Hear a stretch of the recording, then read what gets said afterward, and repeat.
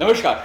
વાત કરવી છે આજે યુસીસી ઉપર, યુનિફોર્મ સિવિલ કોડ, અને તેમાં ગુજરાતમાં હવે લાગુ થવાનો છે અને તેમાં અલગ ભાગો છે. તેમાં સૌથી વધારે ચર્ચામાં રહેલો ભાગ છે લિવ ઇન. આ લિવ ઇન રિલેશન હોય છે શું? કોણ તેમાં પ્રવેશી શકે છે અને હવે કાયદો કાનૂની છે તો શું તેનો અર્થ એ છે કે હવે તમે લગ્ન વગર પણ કાયદેસર રહી શકશો? આ તમામ સવાલના જવાબ જાણવા માટે અમે આવ્યા છે સોનલ જોશી, એડવોકેટ છે અને ખૂબ જ જાણીતું નામ છે. સામાજિક કાર્યકર્તા પણ છે. તેમની પાસેથી આજે આપણે જાણવાના છે કે યુસીસીમાં થાય છે શું, કઈ રીતે પ્રેમીઓ જે છે તે લિવિંગ કરાર કરી શકશે, તેમને તોડવું હોય તો શું કરશે, અને સાથે સમાજ આમાં કઈ રીતે જોઈ રહ્યો છે આખા મુદ્દાને. લગ્ન બાદ જો બાળક થાય છે તો તેની જવાબદારી કોણ લેશે? આ તમામ મુદ્દામાં મહિલાઓનો ભાગ કેટલો છે, તેમનું શોષણ જે થાય છે તે અટકશે કે કેમ? આ તમામ સવાલોના જવાબ આજે આપણે જાણીએ.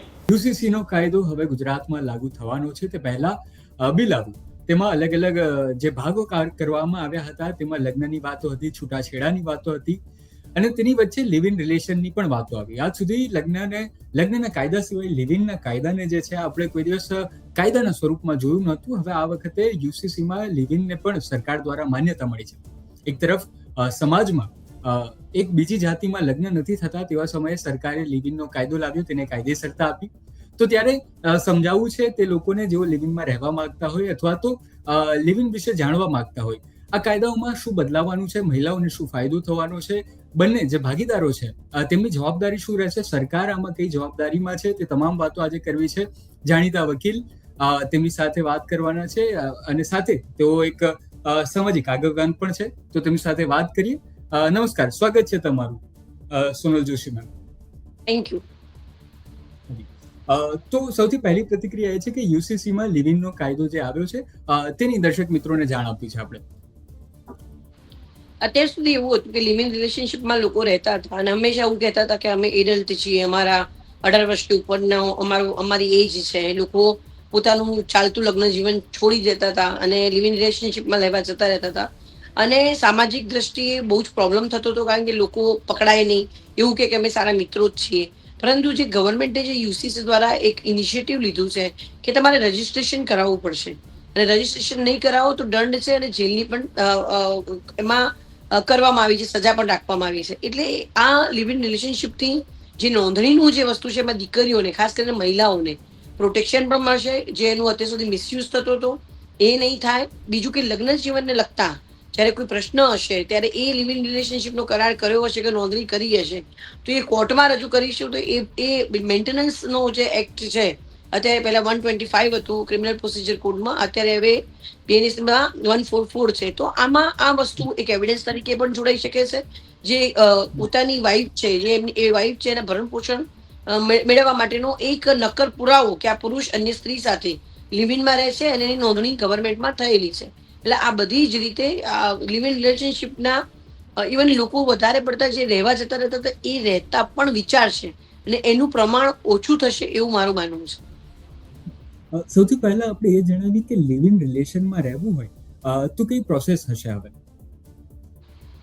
અત્યાર સુધી એવું હતું કે તમે કોઈ પણ જગ્યા પર રહેતા રહો તો સમજૂતી કરાર અથવા તો લિવ ઇનનો કરાર નોર્મલી કરી દેતા હતા. ઘણી વખત એવું પણ જોવા મળતું હતું કે બહુ લાંબા સમય સુધી કેસીસ ચાલતા હોય અને છૂટાછેડા ન થતા હોય ત્યારે મા બાપ પોતે એવું ઈચ્છતા હોય કે ભાઈ હવે તારી ઉંમર જાય છે, તું કોઈની સાથે લગ્ન કરી લે. લગ્ન તો થાય નહીં, કારણ કે લગ્ન એક જ વાર કરી શકો ના કાયદેસર આ ડિવોર્સ લેવાના હોય છે. હવે એ નથી થતા ત્યારે લિવ ઇનના કરારોનો લોકો કરી લેતા હતા અને આવી રીતે પછી ઘરમાં બીજી સ્ત્રી આવીને રહેતી, બીજા ફેરા ન ફરે અથવા તો કોઈ વિધિ ન કરે અને એક લિવ ઇનનો કરાર એ છોકરીના મા બાપને આપવામાં આવતો તો ભાઈ આ પત્ની તરીકે અહીંયા રહે છે.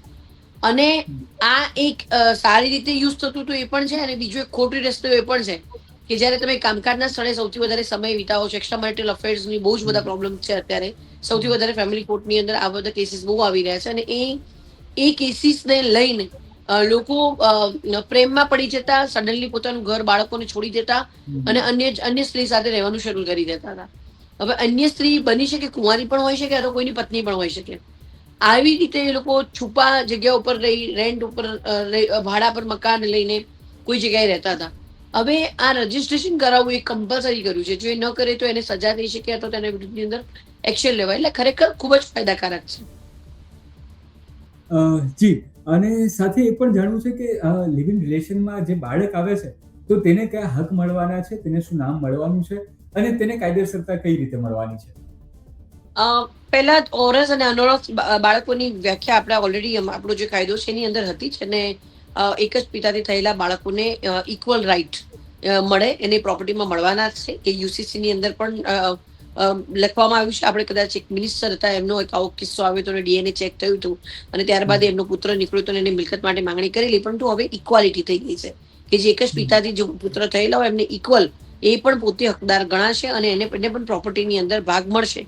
એટલે આ બહુ ક્લિયર છે. બીજું કે જે લિવિંગનો કરાર નોંધાયો છે, એટલે જે સ્ત્રી સાથે જે ડોમેસ્ટિક વાયલન્સ થાય છે અથવા તો કોઈ હિંસા થાય છે, તો એનું પણ રક્ષણ એને મળી શકે. આ કરાર નોંધાયેલો છે એ હેઠળ એ ડોમેસ્ટિક વાયલન્સ એક્ટ હેઠળ નામદાર કોર્ટની અંદર કમ્પ્લેન કરી શકે છે. ઇવન પોલીસ સ્ટેશનની અંદર પણ એ કમ્પ્લેન કરી શકે છે. યુસીસીમાં નું જે ઇક્વાલિટીની વાત હતી એમાં ઘણો મોટો ચેન્જીસ આવ્યો છે અને ઘણા સમયથી આની ડિમાન્ડ હતી અને બહુ વિચારીને સરકારે આ પ્રયત્ન કર્યો છે અને સરકારે આ કાયદો લાવી છે. હવે સવાલ એ છે કે જો બે પાર્ટનર લિવિંગમાં રહેતા હોય, તેમણે કરાર કર્યો હોય અને ત્યારબાદ તેઓ છૂટા પડવા માંગે છે, તો ત્યારે શું પ્રોસેસ રહેશે અને કઈ રીતનું આ આખું આગળ એ લોકો કાર્યવાહી કરી શકે છે? જેવી નોંધણી થાય છે એવી રીતે નોંધણી રદ પણ કરાવવાની હોય છે બંને જણાએ, એટલે એ પ્રમાણે એ કરાવી શકશે. અને બીજું કે રદ કરાવશે ત્યારે જ ખબર પડશે, જેવી રીતે ડિવોર્સની વાત છે. એટલે લિવિંગ રિલેશનશિપના જે ખરેખર આ નોંધણીની જે નવી પ્રક્રિયા શરૂ કરી છે એનાથી ઘણો ફરક પડશે. અને ભલે બધા લોકો એવું માનતા હોય કે વધશે, પરંતુ ગવર્મેન્ટે આ જે ઇનિશિયેટિવ લીધું છે એમાં દીકરીઓને 100% પ્રોટેક્શન મળશે અને લોકો આ પગલું ભરતા વિચારશે. ઘણી વખત કેવું હોય કે લગ્ન જીવન ચાલતું હોય સારી રીતે અને કોઈ એ જ શહેરની અંદર હમણાં એક ગોતા એરિયામાં એવું બન્યું હતું કે બે પત્નીઓ સાથે મળી ગઈ શાક લેવામાં. બંનેનો પતિ એક જ હતો અને પછી કેસ થયો એનો. આવા જે આપણે કદાચ મૂવીમાં જોઈએ એવા રિયલમાં પણ દાખલા જોવા મળતા હોય છે. એટલે આ બધા જે ઇન્સિડન્સીસ છે એ નહીં થાય. એ ચેક કરાવવું, એ બધી વસ્તુઓ જાહેર કરવું. ઇવન લગ્ન નોંધણીની વાત છે તો એમાં નોંધણીમાં બી તમારા માતા પિતાને 30 દિવસની અંદર તમારે જાણ કરવાની રહેશે, અથવા તો લગ્ન કર્યા પછી 30 દિવસમાં નોંધણી કરાવવાની છે. એ કમ્પલસરી કરવામાં આવી છે. પહેલા એવું હતું કે હિન્દુ રીતિ રિવાજ મુજબ તમે 7 ફેરા ફરો એટલે લગ્ન થઈ ગયા. હવે એવું નથી. કારણ કે ખોટા લગ્નો પણ બહુ થતા હતા. લોકો મિસયુઝ બહુ જ કરતા હતા કે તું મારા પ્રેમમાં છું, મેં સિંદૂર પૂરી દીધું ને મંગળસૂત્ર પહેરાવી દીધું, લગ્ન થઈ ગયા. આ બધી વસ્તુઓ હવે પાસ થઈ જશે ને હવે યુસીસી એવું છે કે લગ્ન નોંધણી બહુ ફરજિયાત કરવામાં આવી છે અને એમાં મા બાપને જાણ કરવામાં બી આવશે. મા બાપને પણ ખબર પડે કે આપણા બાળકોએ શું કર્યું છે. એટલે આ બધી જ વસ્તુઓ ખૂબ જ સરસ. યુસીસી નો કાયદો ઘણા વખતથી ડિમાન્ડ હતી અને આ કાયદો આવતા ઘણી રાહત અનુભવી છે. પહેલા એવું હતું કે લોકો પોતે પરણેલા પણ હોય છતાં બી એવું કહે કે હું તને બહુ પ્રેમ કરું છું, આપણે ચલો મંદિરમાં જઈએ, આપણે હિન્દુ વિધિ કરી લઈએ. એટલે બે હાર લઈને જાય, સિંદૂર પૂરી દે ને મંગળસૂત્ર પહેરાવી દે અને પછી એ લગ્ન થઈ ગયેલા એમ માનીને કે અને પછી પાછળથી એવું કે ભાઈ હું તો પહેલા તો મારા લગ્ન થઈ ગયેલા હતા, પણ હવે હું તને પહેલેથી જણાવું તો તું મને બહુ ગમું છું, તું મને મૂકીને જતી રહું એટલે મેં તારી સાથે ખોટું બોલ્યું. તો આમાં સ્ત્રીઓને યુસીસી ની અંદર ઘણા ફાયદા છે, ઘણા ફાયદા છે. અને આનાથી ઇવન ઓનલાઈન વિઝિબિલિટી બી હશે. લોકો ચેક પણ કરી શકશે કોઈ પણ જગ્યાએ જઈને કે આને કોઈ એક કરતા વધારે કરાર તો નથી બનાવ્યા. મારી પાસે ઘણા બધા એવા કેસો આવેલા છે કે જે પોતે લગ્ન કરેલા હતા, કોલકાતામાં હતો, એને અહીંયા શાદી.com પર મૂક્યું. મને ક્લાસ 1 ઓફિસરની દીકરી હતી અને અમને ડિવોર્સ લેતા ઇવન અમને લોકો 2.5-3 વર્ષ પંચાયતે ડિવોર્સ લેતા થઈ ગયેલા. એટલો ખોટો હતો, પોતે પરણેલો હતો, બાળકી હતી એની અને એના પપ્પા 97 યર્સના હતા. એમને કીધું કે ભાઈ આ તો અમારા માટે મરી ગયેલા જેવો છે.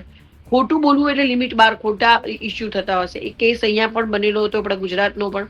અને સાહેબે લગ્ન કરેલ હોવા છતાં બીજા લગ્ન કર્યા અને ધામધૂમથી કર્યા, એના માટે 10 વર્ષની સજા કરેલી છે. એ રાજકોટમાં આ ખરેખર વરદાનરૂપ છે. અને ગવર્મેન્ટે જે પણ યુસીસી માટે કેટલા વર્ષોથી બૂમો પાડી રહ્યા હતા અને અત્યારે જે યુસીસી લાયા છે એનો ફાયદો ડેફિનેટલી બધી સ્ત્રીઓને વધારે થવાનો છે. અને હું બધાથી અલગ વાત કરીશ કે લિવ ઇન રિલેશનશિપની અંદર નોંધણી કરવાની આવશે, એમાં પુરુષ અટકશે અને લોકો ખોટી રીતે જે દીકરીઓનો મિસયુઝ કરતા હતા એ ઓછો થશે એવું મારું સ્પષ્ટપણે માનવું છે. અને આ કાયદાથી ઘણો ફાયદો થશે.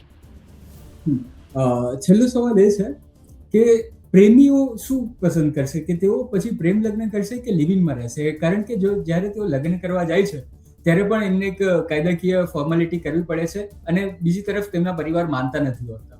તો હવે લિવિંગ જે હતું તેમાં પણ હવે તેમણે કાયદાકીય પ્રોસેસ આખી લાવી દીધી. તો પ્રેમીઓ શું પસંદ કરશે? અને બીજો સવાલ તેની સાથે એ છે કે સમાજ જે છે તે બીજા સમાજની દીકરી કે દીકરો હોય તેને સ્વીકારતો નથી, તો ત્યારે આ લિવિંગનો જે કાયદો છે તેને માન્યતા આપશે સામાજિક રીતે? એકચ્યુઅલી બંને રીતે ટ્રાય કરવામાં આવ્યો છે કે ક્યાંક ને ક્યાંક સમાજના લગ્ન સમાજમાં થાય અને બધા હિમાયતી હોય છે. પરંતુ જ્યારે કોઈ ઇન્સિડન્સ એવો થતો હોય છે કે જ્યારે મા બાપ નથી માનતા અને ઘણી વખત મા બાપ સાટા પદ્ધતિ કરતા હોય છે જેમાં બાળકોની ઈચ્છા નથી હોતી. અને એક સાટા પદ્ધતિ માટે પણ જો એક ઓપ્શન જો ગવર્મેન્ટ ફરી કંઈક એમેન્ડમેન્ટ કરે તો મને ગમશે. કારણ કે ખરેખર તો એવું થતું હોય છે કે બહેનનું નક્કી થાય છે એટલે ભાઈની પણ નક્કી કરી નાખો, તો ભાઈનું નક્કી થાય છે તો બહેનનું આપણે બેન આપી દેવાની, એકાદ છોકરી લો એકાદ આપો, એવી આ જે પદ્ધતિ છે અમુક પર્ટિક્યુલર એરિયાની અંદર, અને એ સાટા પદ્ધતિના કારણે ઘણા લોકોના લગ્ન જીવન બરબાદ છે. એ લોકો દરેક વ્યક્તિ જીવન જીવવાનો હકદાર છે. હા, તમે જે વાત કરી પ્રેમીઓ, તો પ્રેમીઓ પહેલા જોશે, મનાવવાની કોશિશ કરશે, નહીં કરે તો એના હેઠળ પ્રોટેક્શન મળશે. અને એટલા માટે છે કે ભાઈ એ લોકો સુસાઇડ ન કરે, લિવિંગ નોંધાવીને રહે, કે જેના કારણે આત્મહત્યા ન કરે. એટલે ક્યાંક ને ક્યાંક ગવર્મેન્ટે ડેમેજ કંટ્રોલ કર્યું છે ને યુસીસી માં બંને જ વસ્તુનો, બધી જ વસ્તુઓનો સમાવેશ કરીને ખૂબ જ સુંદર વ્યવસ્થા કરી છે. અને લોકો લગ્ન કરવું એટલે એક જવાબદારી, રિસ્પોન્સિબિલિટી છે. પણ અહીંયા પણ સેમ વસ્તુ તમને ફોલો કરવાની છે કે ભાઈ એ કેસ પણ કરી શકશે, મેન્ટેનન્સ બી આપવું પડશે, બાળકોને પણ એ કરે પોતાના રાઈટ મળવાના છે. એટલે હવે એ લોકોએ ડિસાઈડ કરવું છે કે કેવી રીતે રહેવા માંગે છે. એટલે પહેલા તે આવું નતું, હવે કોન્ટ્રાક્ટ મેરેજ તરફ પણ લોકો જશે એવું મારું માનવું છે. ધન્યવાદ, તમે જોડાયા ને આ હતી યુસીસી પરની થોડી ઘણી વાતચીત કે જેમાં તમે જાણી શકશો કે યુસીસી એક્ઝેક્ટલી કઈ રીતે કામ કરવાનું છે, પ્રેમીઓ કઈ રીતે કરશે ને કાયદો કઈ રીતે કામ કરશે. ગુજરાત તક સાથે જોડાયેલા બદલ આભાર. સોનલ જોશી હતા તમારી સાથે. ધન્યવાદ.